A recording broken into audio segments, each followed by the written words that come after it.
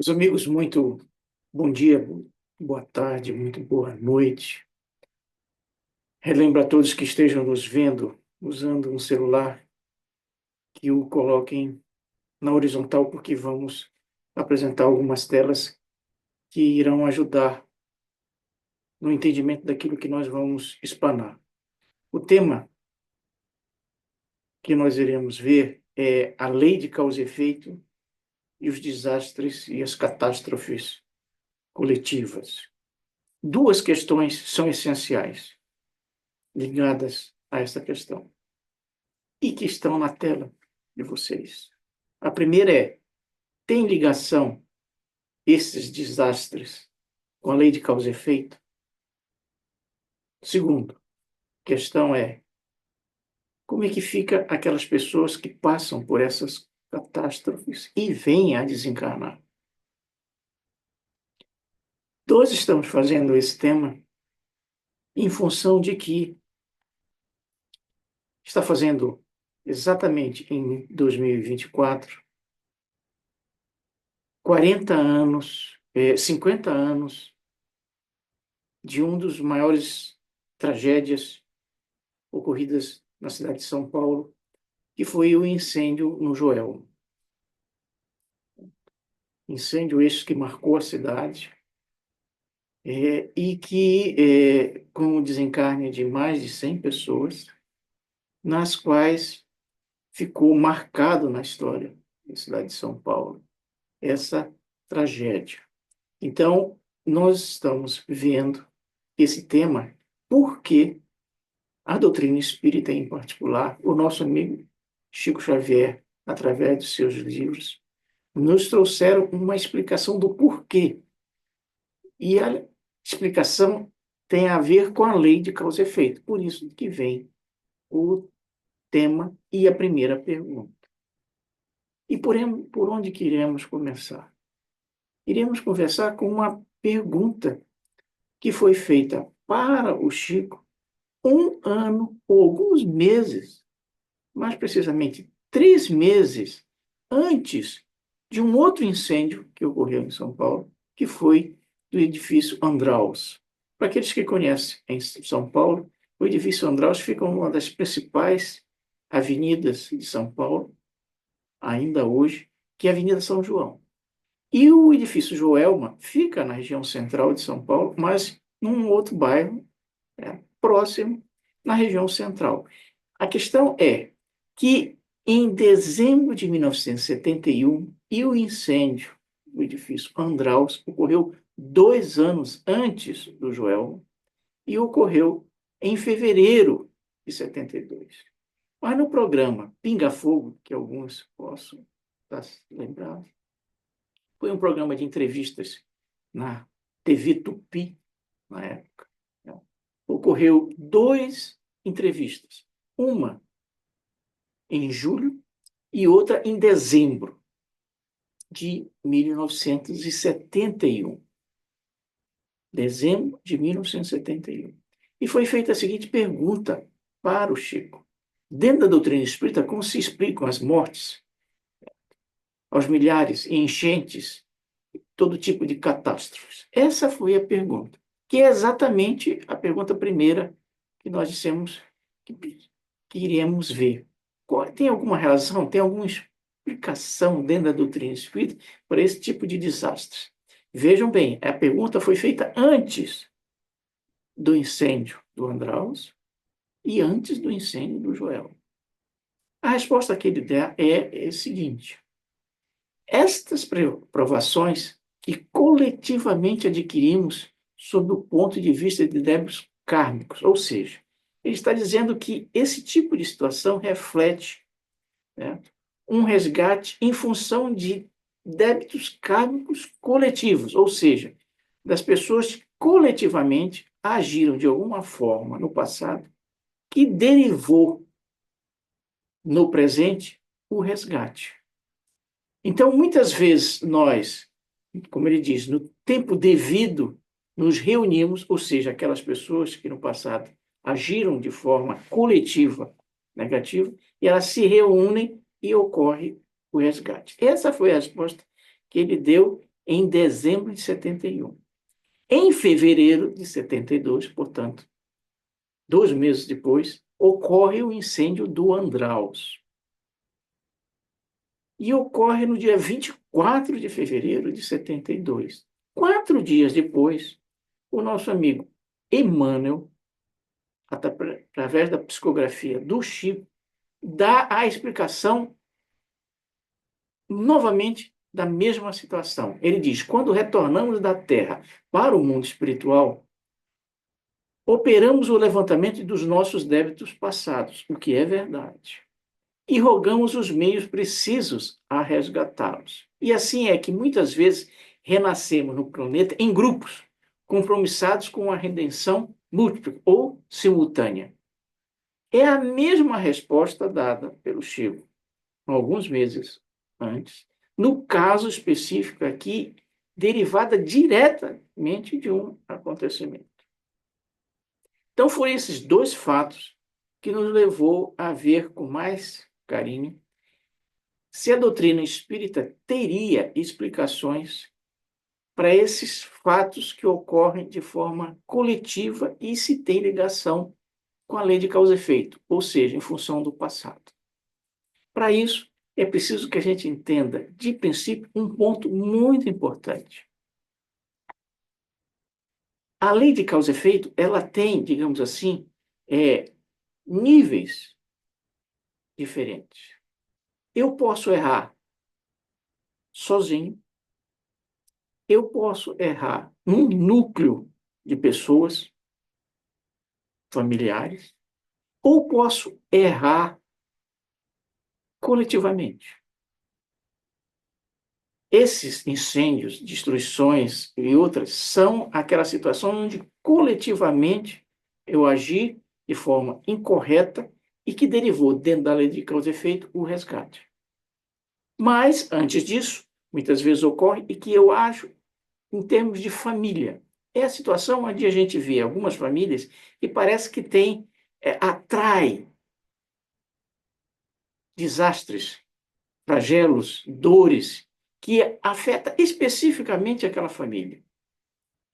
Não é um acaso que isso ocorre. Ocorre que aquelas pessoas que estão naquela família, naquela encarnação, no passado agiram em conjunto, 3, 4, 5, 10, e novamente reencarnam junto e se reflete novamente numa situação de resgate, às vezes, muito difícil. A nossa amiga Ivone Pereira tem um exemplo, num dos seus livros, de uma família que ela presenciou em Minas Gerais, certo? Onde 2 elementos da família já tinham se suicidado, o pai e uma filha, e um dos seus irmãos estava a caminho. Ela consultou o plano espiritual, e o plano espiritual traz. É um resgate familiar de um grupo que, em Portugal, 500 anos atrás, certo? Dentro da Inquisição, agiu de forma absolutamente incorreta. Então, coletivamente ou familiarmente, estão reencarnados.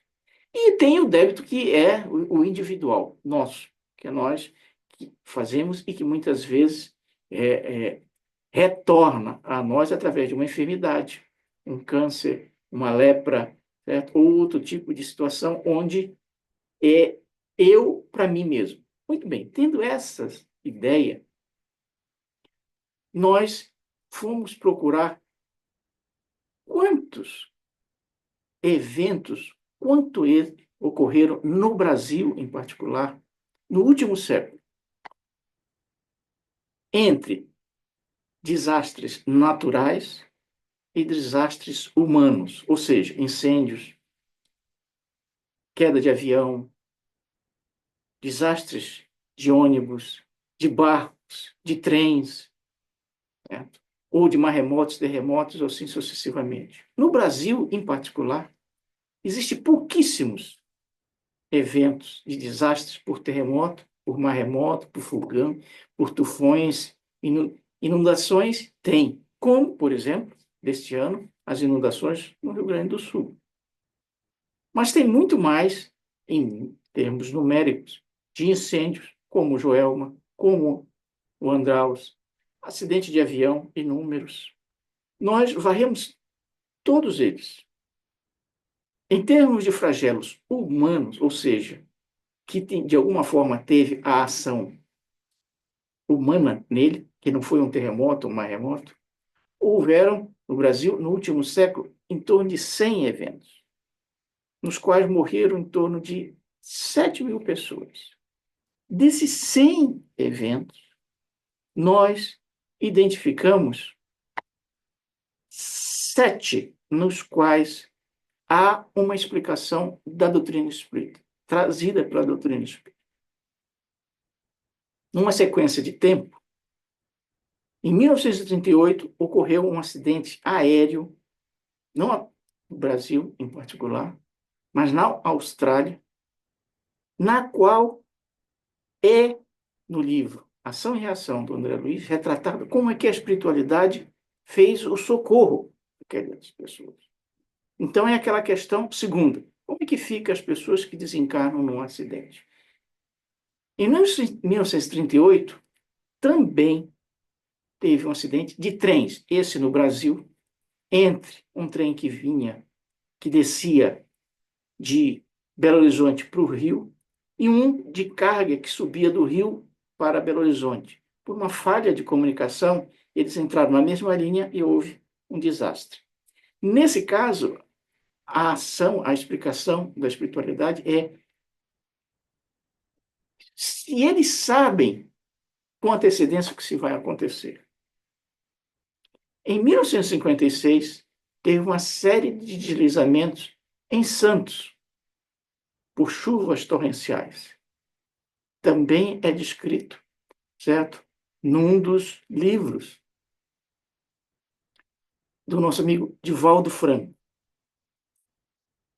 Em 1960, tem um dos maiores eventos de incêndios ocorridos no Brasil, que foi um incêndio no circo americano em Niterói. Morreram mais de 500 pessoas, principalmente crianças.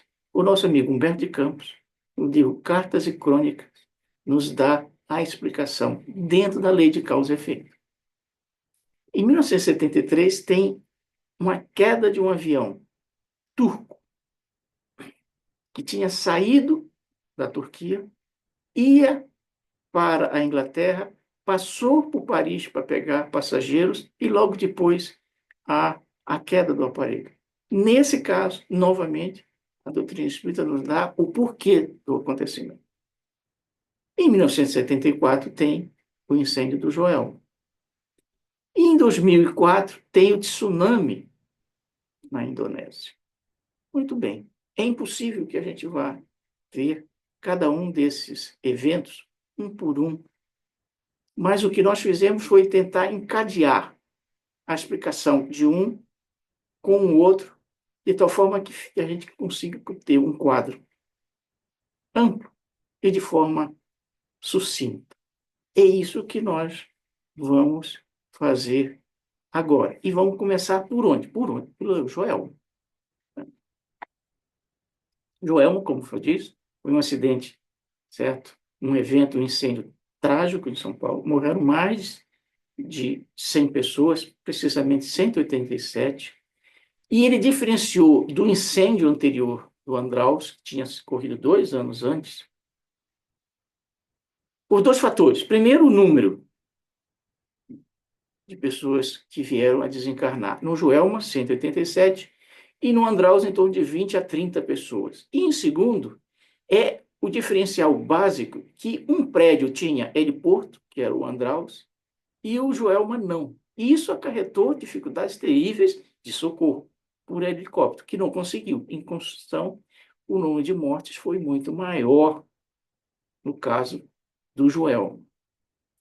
E o que a doutrina espírita tem de explicação para o caso do Joelma?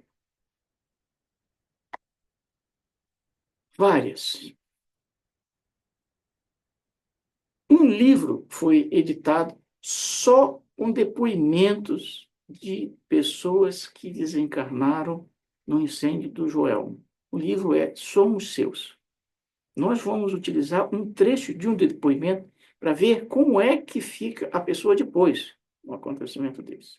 Então, somos 6, para quem queira mais tarde, em outra oportunidade, são 6 jovens, certo? 6 depoimentos trazidos pelo Chico, certo? Compilados nesse livro. Foi derivado um filme chamado Joelma, 23º Andar, que também é baseado no livro e que foi retratado de uma forma de filme. E tem um livro chamado Diálogo dos Vivos, que é exatamente, num dos seus capítulos, 3, aliás, ele dá a explicação da espiritualidade em termos de lei de causa e efeito, do porquê do Joel. Além disso, existe um livro chamado 13 Almas. Por quê? Porque dos 187 pessoas que vieram a desencarnar no Joel, 13 não conseguiram ser identificadas. De jeito nenhum. Então, elas foram enterradas em vala, como se diz, em túmulos, 13 túmulos, certo? Num cemitério em São Paulo, e que depois se transformou num culto, numa veneração, que são as 13 almas. E o livro retrata, digamos assim, a história de uma delas, em termos espirituais. Então, o que nós vamos ver são trechos que nos dizem o porquê e como que ficou essas pessoas do outro lado. Por quê? Primeiro, como eu disse, está no livro Diálogos dos Vivos, no capítulo 26, certo? Essencialmente, certo? E é interessante que veio em forma de poesia, em que o mentor, que é o nosso amigo Ciro Costa, que era um poeta paulistano, em que ele diz: a origem do problema são combatentes da cruz em comprovações austeras. Ou seja, a razão, em termos do passado, reflete a ação conjunta de homens e mulheres que, ao tempo das cruzadas, agiram de forma absolutamente incorreta. O que foram as cruzadas? As cruzadas foram guerras político-religiosas e econômicas entre a Europa e os muçulmanos. Por quê? Porque, em volta dos séculos ano de 600, Jerusalém tinha sido tomada pelos muçulmanos. E eles tinham toda uma região sob seu controle. Por essa época, um dos papas, né, por indução de outras pessoas, resolveu dizer: precisamos retomar Jerusalém para os cristãos. Daí vieram as cruzadas. Cruzadas porque os combatentes usavam símbolos das cruzes. Várias cruzadas ocorreram em mais de 200 anos. E uma das particularidades dessas guerras eram duas. As cidades naquela época eram muito fortificadas. Então, as guerras muitas vezes levavam meses. Por quê? Porque as cidades eram cercadas e ficavam muitas vezes sitiadas até que alguém se rendesse. Quando não se rendia, muitas vezes se jogava pontos de fogo para dentro da cidade, para ver se ela queimando por dentro, as pessoas se rendiam. Ou então, quando se atacava a cidade, se vencia os muros, os templos muçulmanos, que muitas vezes recolhiam pessoas em desespero, eram queimados. Então as pessoas morriam queimadas. Então, daí é que vem o resgate pelo fogo, quase 1.400 anos depois. Então, é uma provação, um resgate coletivo de uma ação realizada coletivamente no passado.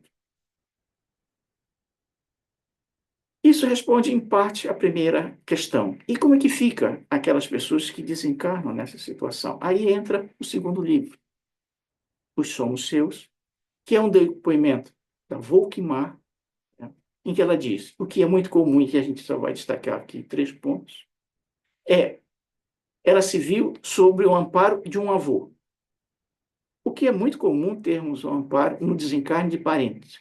Mas no caso específico, certo, em função que é um resgate traumático, ela teve um amparo e ela percebeu, certo, o amparo de um parente dela em que ela identificou, e daí ela, digamos, claramente viu que ela tinha desencarnado. Esse é o primeiro ponto. Segundo, normalmente, quando a pessoa tem este amparo, ela é adormecida.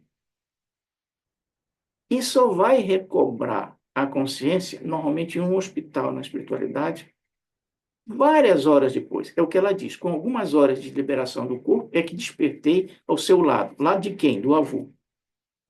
Então, também isso é usual nesse tipo de situação, certo? Em função de ser um desencarne traumático, difícil, doloroso, normalmente é o espírito adormecido e é levado para a espiritualidade para tratamento. Isso ocorre depois de algumas horas. Terceiro, mas ela percebeu que nesse mesmo hospital em que ela estava, tinha pessoas que tinham desencarnado no mesmo incêndio e que estavam se reconhecendo desfigurados pelo fogo. Isso é muito importante. Significa que muitas pessoas tinham desencarnado num estado de total desequilíbrio íntimo. Esse desequilíbrio íntimo reflete no corpo perispiritual, muitas vezes, como ela efetivamente, toda a situação do incêndio. Então, isso também é comum. Ou seja, todos desencarnam pelo mesmo meio. Mas como é que esse meio se reflete vai depender do estado íntimo de cada um deles. Isso foi trazido nesse livro e foi trazido no livro Ação e Reação, neste evento que nós falamos de um acidente na Austrália, de a queda de um avião, onde o André Luiz, junto com um amigo dele, são levados para presenciar o trabalho de assistência àquelas pessoas. Em torno de 20, é um avião pequeno, em que o mentor diz: o socorro ao avião é distribuído indistintamente. Contudo, o desastre é o mesmo para todos, mas a morte é diferente para cada um. No momento serão retirados da carne tão somente aqueles cuja vida interior lhes otorga imediata liberação, enquanto que outros ficarão ligados à matéria. E isso também é comum, independente se é um desastre por água, por fogo, por queda, certo? A assistência é para todos, mas nem todos conseguem assimilar a ajuda. Tem alguns que vão se sentir desfigurados pelo fogo, alguns que não vão entender que desencarnaram do acidente. Então, a ajuda é a mesma, mas o reflexo para cada um é diferente. A questão seguinte é, nós vimos aqui, certo? 3 eventos. Um no Joelma, no Andraus e num avião. Todos eles, os 3, teve, digamos assim, são flagelos humanos. Essa mesma situação ocorreria se fosse um flagelo de um terremoto, de um maremoto. Ou seja, mesmo num terremoto, num maremoto, há uma lei de causa e efeito atuando. No caso do Joelma, a informação, olha, teve uma guerra no passado, onde essas pessoas participaram, e que está havendo um resgate no presente. E num terremoto, e num maremoto? No livro Transição Planetária, do nosso amigo Manuel Filomeno de Miranda, pelo Divaldo, é um livro que retrata essencialmente o quê? Retrata o apoio, a ajuda, o amparo feito pela espiritualidade durante o tsunami na Ásia. Mais de 200 mil pessoas desencarnaram por esse tsunami, que é um maremoto, muitas vezes maior do que o incêndio no Joelma, de 200 pessoas. E a pergunta que um dos mentores fez, mas será que tinha uma relação dessas pessoas, em particular dos europeus que estavam na região, em férias, com, com esse povo aqui da Ásia? E o mentor diz, os ocidentais em férias que se fizeram vítimas mantinham profunda ligação emocional com aquele povo e foram atraídos por forças magnéticas para resgatar, na ocasião, velhos compromissos que lhes pesavam na economia moral.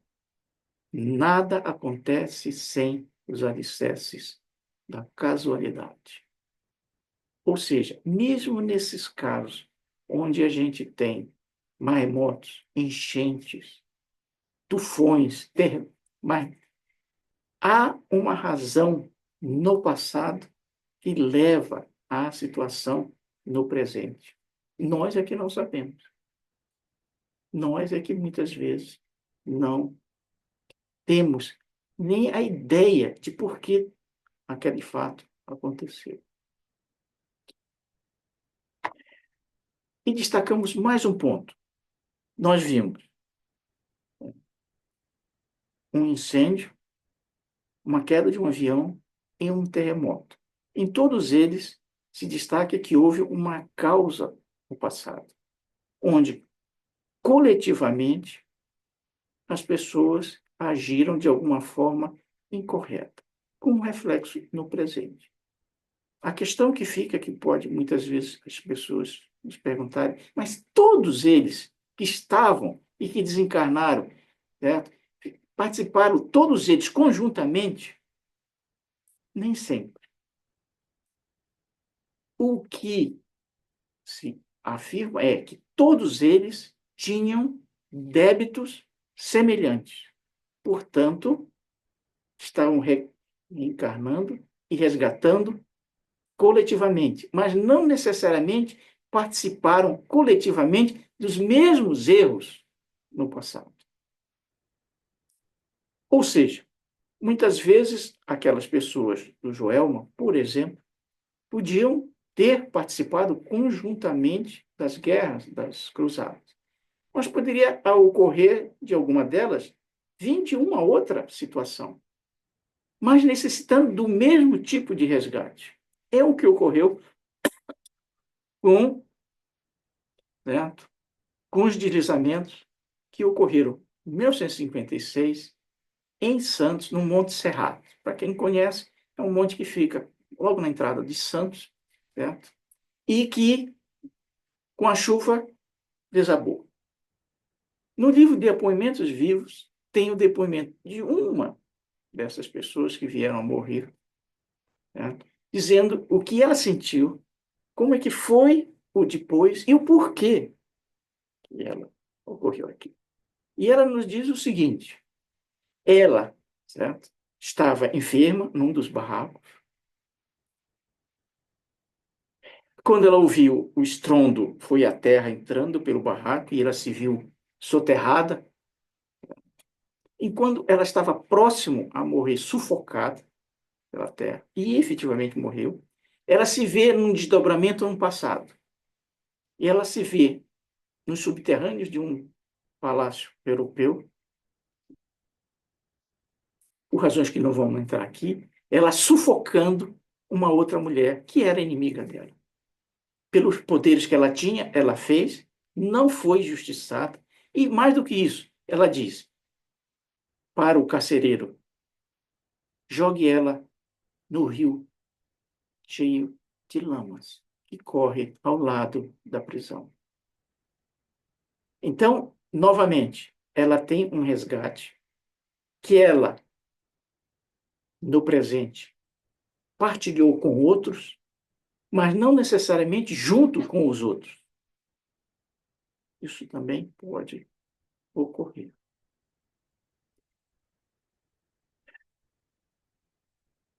Então, vejam bem, nós vemos que temos resgates individuais, familiares e coletivos.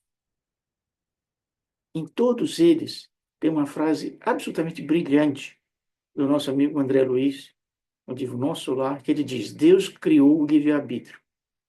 Nós criamos a fatalidade. Que fatalidade? Do resgate. Que fatalidade? Do resgate individual, familiar ou coletivo. Não é o evento uma criação divina. Ela é, o flagelo é um meio aonde vai haver o resgate daquilo que eu fiz individualmente, em termos familiares ou em termos coletivos. Mas poderia se pensar, mas é só resgate? Não, não é só resgate.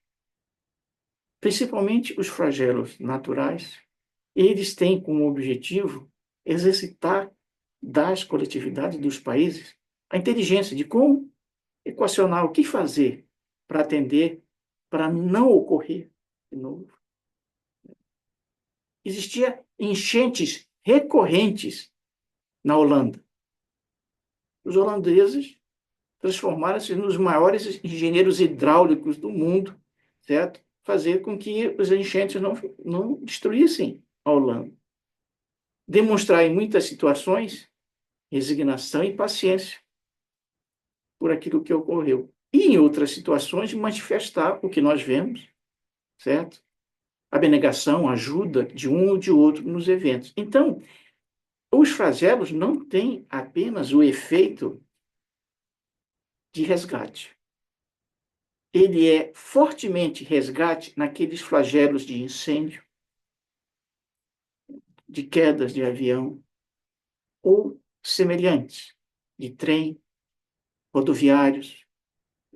Nesses casos, eles são eminentemente resgates, provas daquelas pessoas. Mas naqueles grandes eventos de terremotos, maremotos, eles têm um objetivo de acelerar o progresso coletivo daquele estado, daquele país, e fazer um processo de higienização psíquica e espiritual. Então, volto. Existe a lei de causa e efeito nas provas e resgates? Sim. Principalmente naqueles flagelos que são os denominados humanos. Incêndios, acidentes rodoviários, ferroviários e outros desse tipo. Naqueles outros, que é maremoto, terremoto, tsunami, certo? Há um objetivo maior, que é impulsionar essa transformação, a renovação daquelas localidades e estabelecer um processo de higienização.